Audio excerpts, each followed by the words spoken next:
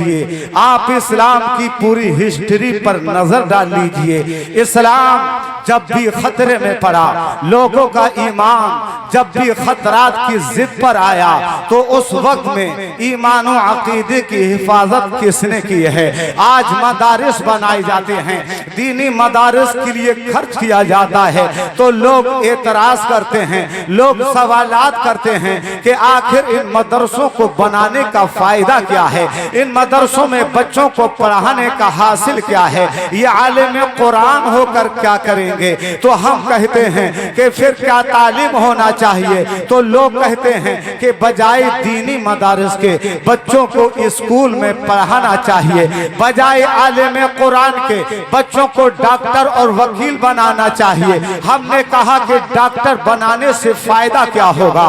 तो लोगों ने कहा कि जब कोई इंसान बीमार हो जाता है, जब कोई इंसान मौत का शिकार होता है और उसकी जिंदगी और उसकी जान खतरे में पड़ जाती है, तो ये डॉक्टर अपनी डॉक्टरी सलाहियतों को लेकर आगे बढ़ता है और उसका इलाज करके बेज़ने परवरदिगार उसकी जान बचा लेता है। हमने कहा कि वकील बनाने से क्या फायदा हासिल होगा? तो लोगों ने कहा कि जब कोई इंसान वकील बन जाता है तो इससे फायदा ये होता है कि उसके घर वालों में या उसके कबीले वालों में या उसके खानदान में या उसके रिश्तेदार में या किसी और की कोर्ट में इज्जत और शान खतरे में पड़ जाती है, उसकी शान को चैलेंज किया जाता है, तो ये वकील अपनी फन्ने वकालत को लेकर आगे बढ़ता है और कानूनी बहस के जरिए बेज़ने इलाही उसकी शान बचा लेता है। तो हमने कहा कि सुनो, हम मानते हैं कि एक डॉक्टर बेज़ने परवरदिगार लोगों की जान बचा लेता है, एक वकील बेज़ने इलाही लोगों की शान बचा लेता है, लेकिन सुनो, जो आलिम कुरान होता है वो लोगों का ईमान बचा लेता है, जो कुरान का आलिम होता है वो लोगों के ईमान की हिफाजत कर लेता है। और हजरात, आप पढ़ लीजिए इस्लाम की पूरी तारीख, इस्लाम की कश्ती कितनी बार भंवर में आई, कितनी बार कैसे कैसे तूफानों से टकराना पड़ा, लेकिन जब ईमान और अकीदे की कश्ती भंवर में फंसी तो ऐसा नहीं कि अहले दौलत की कमी रही हो, बादशाह भी थे दुनिया में, मुस्लिम ताजदार भी थे दुनिया में, बड़े बड़े फन्नी माहिरीन भी थे, लेकिन तारीख बताती है कि इस्लाम की कश्ती जब भी भंवर में फंसी है तो कोई और आगे नहीं बढ़ा है, दीन की हिफाजत का झंडा लेकर कोई इल्म कुरान वाला ही आगे बढ़ा है। हमारी निगाहें देख रही हैं कि एक छोटा सा बच्चा वो अपने मकतब से पढ़ कर के वापस आ रहा है, अपने मदरसे से पढ़ कर के वापस आ रहा है, सीने से कुरान लगा है। और कुरान की शान ही यही है कि जब बच्चा दूसरी तालीम हासिल करने के लिए अपने घर से बाहर निकलता है तो लोग देखते हैं कि वो अपनी किताबों का बस्ता पीठ के पीछे डालता है, लेकिन इतनी गई गुजरी हालत में, इतनी परेशानी के आलम में मुसलमान अपने बच्चे को ऐसा बस्ता नहीं देता है कि जो पीठ के पीछे डाला जाए। मुसलमान कहता है कि बेटे, वो दूसरी तालीम की किताबें हुआ करती हैं जो पीठ के पीछे डाली जाती हैं, या अल्लाह की किताब है, इसको पीठ के पीछे नहीं, इसे सीने से लगा कर ले जाना। आ रहा है बच्चा, सीने से कुरान लगा है, खिरामा खिरामा सफर करता हुआ अपने घर की तरफ बढ़ रहा है। और हजरात, कुरान पढ़ने वाला, दीन की तालीम हासिल करने वाला, शरीयत की तालीम हासिल करने वाला जाता है, घर से आता है, पैदल जा रहा है, पैदल आ रहा है, लेकिन क्या शान होती है इसकी कि हदीस पाक में आता है कि जब तालिब इल्म कुरान की तालीम हासिल करने के लिए, हदीस की तालीम हासिल करने के लिए, शरीयत की तालीम हासिल करने के लिए अपने घर से बाहर निकलता है तो लोग देखते हैं कि उसके कदम जमीन पर पड़ रहे हैं, लेकिन हकीकतन उसके कदम जमीन पर नहीं पड़ते हैं। इधर वो अपने घर के दरवाजे पर आता है और उधर रहमते बारी कहती है कि फरिश्तों जाओ, अपने परों को बिछाते चले जाओ, जो कुरान की तालीम हासिल करने के लिए अपने घर से बाहर बाहर निकलेगा उसके कदम जमीन पर नहीं, उसके कदम खाक पर नहीं, फरिश्तों के परे पाक पे रखे रहेंगे। आ रहा है बच्चा, सीने से कुरान लगा है, खिरामा खिरामा सफर करता हुआ अपने घर की तरफ बढ़ रहा है। एक चौराहे पे पहुंचा तो देखा लगी है भीड़। तो बच्चों में ये खुसूसियत हुआ करती है, बच्चों की ये आदत हुआ करती है कि जहां भीड़ देखे एक तजस्सुस होता है कि आखिर है क्या।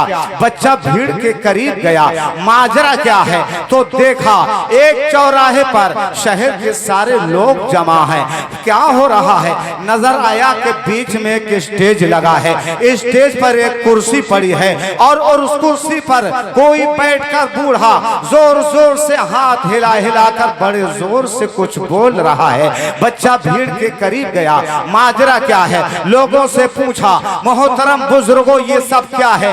कहा बेटे तुम्हारे समझने की बात नहीं, तुम अपना काम करो।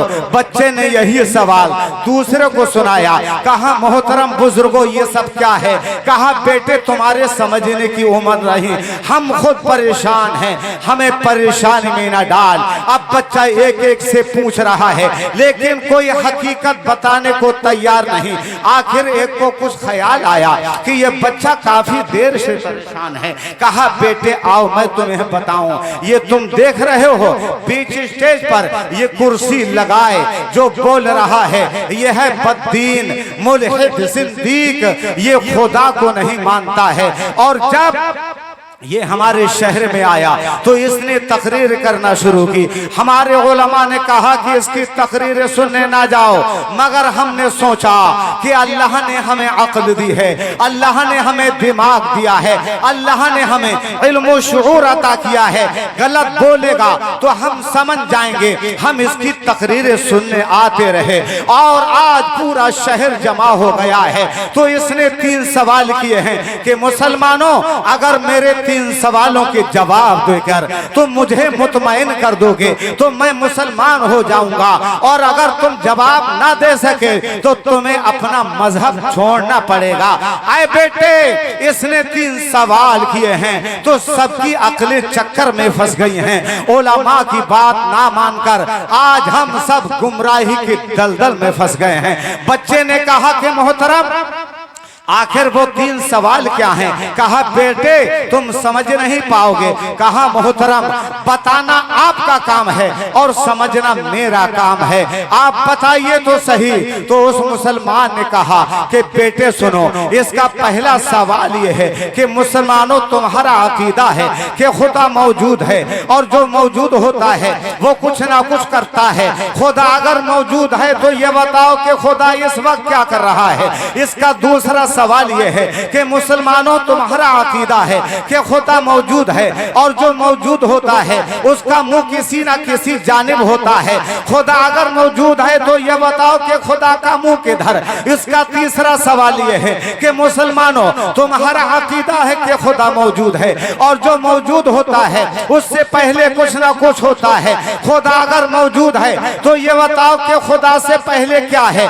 बच्चे ने कहा कि मोहतरम फिर आप जवाब क्यों नहीं दे पा रहे हैं। उस मुसलमान ने कहा बेटे हम जवाब दें कैसे, जवाब देंगे कुरान से देंगे। ये खुदा ही को नहीं मानता तो उसके मुकद्दस कुरान को कैसे मानेगा। जवाब देंगे हदीस से देंगे, हदीस है रसूलुल्लाह की। जब ये खुदा ही को नहीं मानता तो उसके मुकद्दस रसूल सल्लल्लाहु तआला अलैहि वसल्लम की हदीस को कैसे मानेगा। तो अब समझ ही में नहीं आ रहा है कि जवाब दें कैसे। तो वो छोटा सा बच्चा है, सीने से कुरान लगा है। उसने कहा फिर इतने परेशान क्यों नजर आ रहे हो, इतने मुतफक्किर होने की जरूरत क्या है, इतने परेशान होने की जरूरत क्या है। अरे मुझे पहुंचा दो स्टेज पर, मैं इसके सवालों के जवाब दूंगा।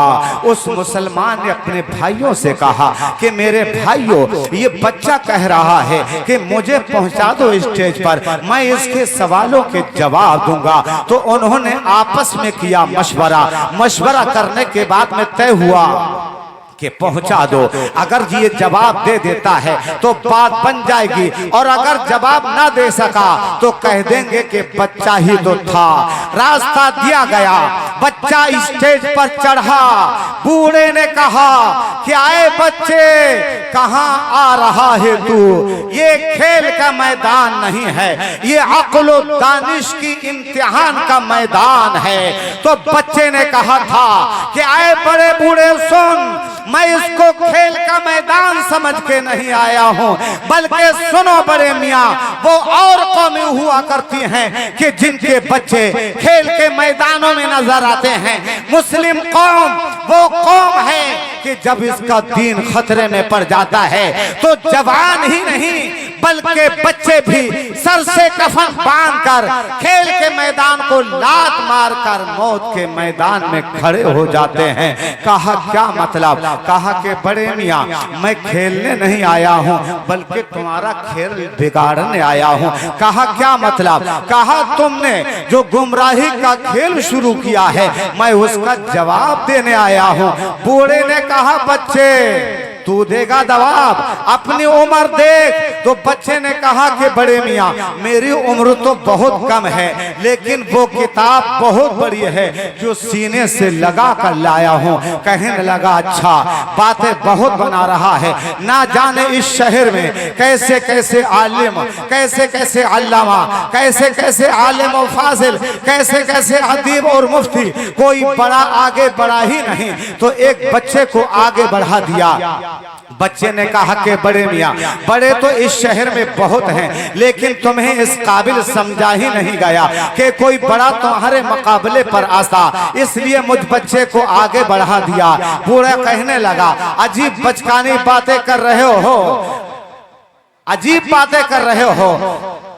लोगों ने कहा कि बड़े मियाँ, आखिर बातें बनाने से फायदा क्या है? अब बच्चा आया है जवाब देने, अब सवाल करो और जवाब लो, उसके बाद कुछ कहना। बच्चा अगर जवाब ना दे सके तो बूढ़े ने कहा अच्छा तो फिर मैं करूं सवाल शुरू।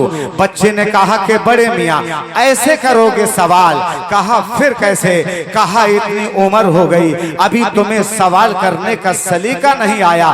कहा क्या मतलब? बच्चे ने कहा कि बड़े मियाँ सुनो, सवाल करने वाला सीखने वाला हुआ करता है और जवाब देने वाला सिखाने वाला हुआ करता है। और इस दुनिया का कानून और ज़ाब्ता यह है कि सीखने वाला नीचे रहा करता है, सिखाने वाला ऊपर रहा करता है। अगर तुम्हें सवाल करना है और जवाब देना है तो तुम्हें कुर्सी से उतरकर जमीन पर खड़ा होना होगा।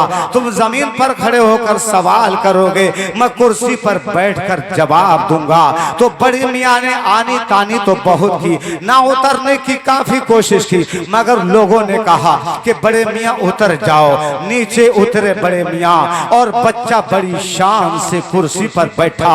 और जब बच्चा कुर्सी पर बैठ गया तो दुनिया ने अजीब मंजर देखा कि जो दुनियादार कुरान की आयतल कुर्सी को छोड़कर दुनिया की कुर्सी के चक्कर में फंसता है, उसको एक दिन उसकी कुर्सी छोड़ना पड़ जाती है। और जो अल्लाह का नेक बंदा दुनिया की कुर्सी को लात मारकर कुरान की आयतल कुर्सी को अपने सीने से लगाता है, उसको दुनिया की कुर्सी भी मिल जाया करती है। बच्चा बड़ी शान से कुर्सी पर बैठा है। बच्चे ने कहा कि बड़े मियाँ अपना सवाल दोहराओ, तुम्हारा सवाल क्या है? तुम क्या पूछना चाहते हो? बड़े मियाँ ने कहा कि तुम्हारा अकीदा है कि खुदा मौजूद है और जो मौजूद होता है वो कुछ ना कुछ करता है। खुदा अगर मौजूद है तो ये बताओ कि खुदा इस वक्त क्या कर रहा है?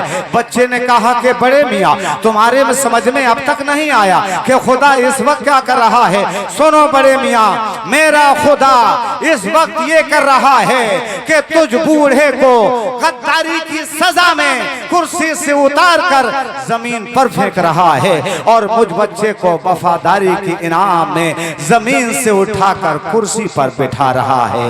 अब क्या बोले? घट गया। कहने लगा अच्छा अब दूसरे सवाल का जवाब दो। बच्चे ने कहा कि वो भी बोलो। कहने लगा तुम्हारा अकीदा है कि खुदा मौजूद है और जो मौजूद होता है उसका मुंह किसी न किसी जानिब होता है। खुदा अगर मौजूद है तो ये बताओ कि खुदा का मुंह किधर? बच्चे ने कहा कि एक मोमबत्ती लाई जाए। दिन का वक्त मोमबत्ती लाई गई, जलाकर मिंबर के कोने पे लगा दो। लगा दी गई। बूढ़ा हंसा। बच्चे आ गए बचकानी बातों में। ये रोशन दिन है, सूरज खिला है, इस मोमबत्ती की क्या जरूरत? बच्चे ने कहा कि अपने लिए कोई जरूरत नहीं है बल्कि तेरी अक्ल का अंधेरा दूर करने के लिए जरूरत है। जल गई मोमबत्ती। बच्चे ने कहा कि बड़े मियाँ कि इसकी लौ को देखो। कहा देख रहा हूँ। कहा खूब गौर से देखो। कहा हाँ खूब गौर से देख रहा हूँ। बच्चे ने कहा कि अब ये बता दो कि इसकी लौ का मुंह किधर है? तो कहने लगा अजीब बचकानी बातें कर रहे हो। अरे अजीब बचकानी बातें कर रहे हो। अरे इसकी लौ ये तो नूर है और नूर का मुंह ही कहाँ होता है? नूर तो मुंह की कैसे आजाद होता है? तो बच्चा तड़प गया कि जब दुनिया का ये मिटने वाला नूर मुंह की कैसे आजाद है तो मेरा खुदा तो हकीकी नूर है, वो मुंह की कैद का पाबंद कैसे हो सकता है? अब वो आंखें जिनमें उदासी के आंसू तैर रहे थे खुशियों के गुलाम मुस्कुराने लगे। हर तरफ मसरत और शादमानी की लहर दौड़ गई। बूढ़े ने कहा इतनी खुशी मत बनाओ, अभी एक सवाल और बाकी रह गया है। बच्चे ने कहा कि वो भी बोलो। कहने लगा तुम्हारा अकीदा है कि खुदा मौजूद है और जो मौजूद होता है उससे पहले कुछ ना कुछ होता है। खुदा अगर मौजूद है तो ये बताओ कि खुदा से पहले क्या है? बच्चे ने कहा कि बड़े मियाँ आपसे गिनती आती है। कहा गिनती क्यों नहीं आएंगी? कहा फिर सुना दीजिए। तो बूढ़े ने सोचा कि इस बुढ़ापे के आलम में ये छोटा सा बच्चा मुझसे गिनती सुनेगा, सुनाने के लिए तैयार नहीं। बच्चे ने कहा कि बड़े मियाँ मैं आपको ज्यादा परेशान नहीं करूंगा, सिर्फ आप दस्तक सुना दीजिए। अब लोगों ने कहा कि बड़े मियाँ आखिर दस्तक सुनाने में हर्ज क्या है? काफी देर के बाद बड़े मियाँ ने गिनती सुनाना शुरू की और एक ही सांस में कहे गए 1 2 3 4 5 6 7 8 9 10। बच्चे ने कहा कि बस अब वापस चलो। कहा क्या मतलब? कहा अब उल्टी सुनाओ।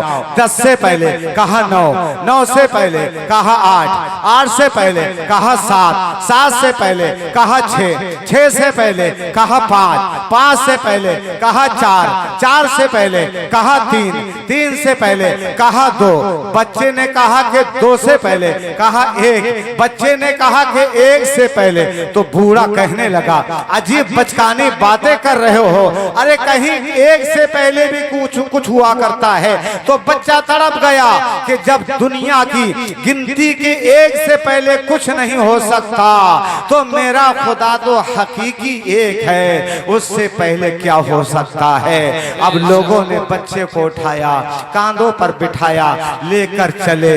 बूढ़े ने कहा कि बच्चे को वापस लाया जाए। बच्चे को वापस लाया गया। कहा बेटे अब आखिरी बात रह गई है। कहा वो भी कह दीजिए। कहने लगा तुम मेरी उम्र देख रहे हो, मेरी ज़ईफ़ी का आलम देख रहे हो, मेरे बुढ़ापे का आलम देख रहे हो। सुनो मैं जब से इल्म से फारिग हुआ, जब से मैंने दस्तार ली, जब से मैं स्कूल से निकला तब से मैं इसी फिक्र में रहा, इसी तशवीश में रहा कि कुछ ऐसे सवाल इकट्ठे करूं, कुछ ऐसे सवाल फराहम करूं कि जिनमें मुसलमानों को फांस कर बेदीन बना सकूं। मैंने दिन रात कोशिश की और मेरी बुढ़ापे तक की मेहनत का हासिल यही 3 सवाल थे और मैं ये सोच कर निकला था कि जहां भी जाऊंगा इन सवालों में मुसलमानों को फांस कर बेदीन बना दूंगा। लेकिन मेरी किस्मत सबसे पहले इस शहर में ले आई और तेरे जवाब सुनकर मैं ये सोचने पर मजबूर हो गया कि जिस किताब से फैज हासिल करने वाले बच्चे की ये शान है तो फिर उस किताब वाले की क्या शान होगी। इसलिए बेटे अब मुझे भी वो कलमा पढ़ा दो कि जिसको पढ़कर इसका फैज मुझे भी हासिल होने लगे। कलमा पढ़ा, हो गया मुसलमान। और जानते हो ये बच्चा था कौन? ये बच्चा वो है जिसको आज हम और आप इमाम आजम अबू हनीफा रज़ी अल्लाह ताला अन्हु के नाम से याद करते हैं। तो प्यारे इस्लामी भाइयों, हम और आप इन अल्लाह के मुकद्दस वलियों को इसलिए याद करते हैं कि इन्होंने हमारे ईमान और हमारे अकीदे की हिफाजत फरमाई है। हमें चाहिए कि हम अमाल सालिहा करते रहें, बुजुर्गों के नक्शे कदम पर चलते रहें, नमाजें पढ़ते रहें, ईमान की हिफाजत करते रहें और दुनिया और आखिरत की भलाइयां हासिल करते रहें। परवरदिगार आलम की बारगाह में दुआ है, परवरदिगार कहने